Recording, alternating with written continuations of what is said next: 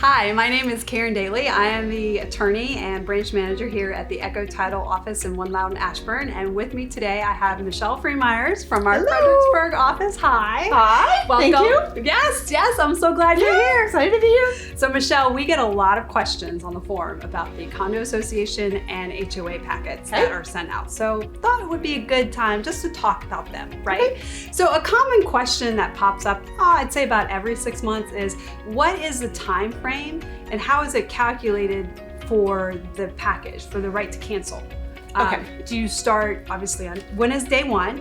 And is it at 9 p.m. on the third day? Is it at midnight? How is that all calculated? Okay, well, it's a confusing area because the HOA rules that are in our contract are based on statute.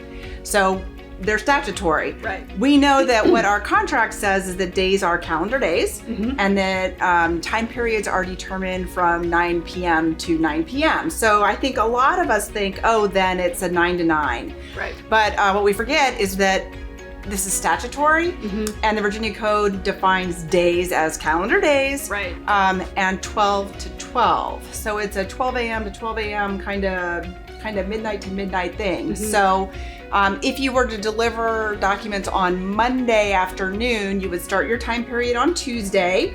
You'd have all day Tuesday, all day Wednesday, all day Thursday until not 9 p.m., 12 p.m. is your cutoff. Gotcha. And that's good. That's good to know.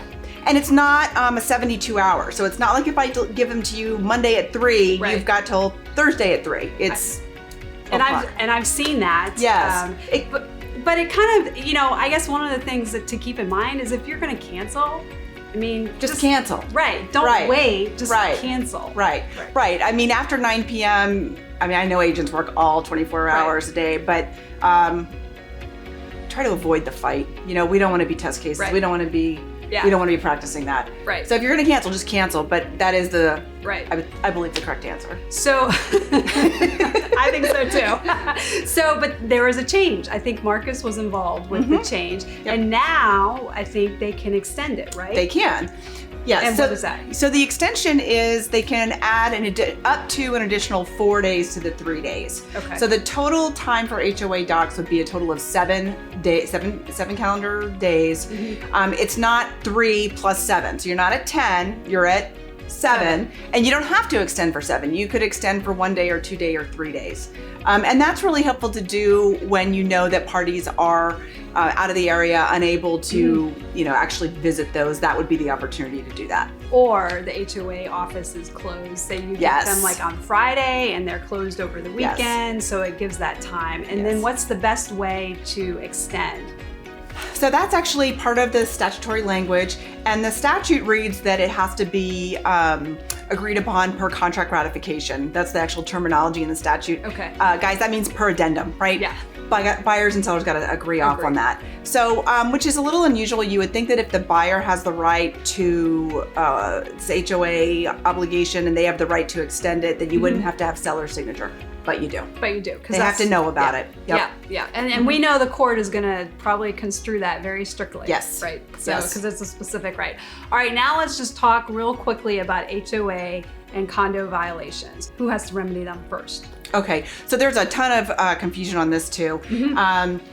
I have a lot of agents calling and asking me about the HOA violations and saying we don't want to fix them. Right. No one wants to fix them. We get that. But this is a title issue. Right. The HOA can file liens, can do all kinds of stuff with the property. So these HOA violations are considered title problems. And under the title paragraph, seller has an obligation to clear title problems. So it is a seller obligation to absolutely fix an HOA violation. Right. And it's important that a buyer's agent not put that into a negotiation. Okay. So you are not going to want to say, oh, I got these HOA docs.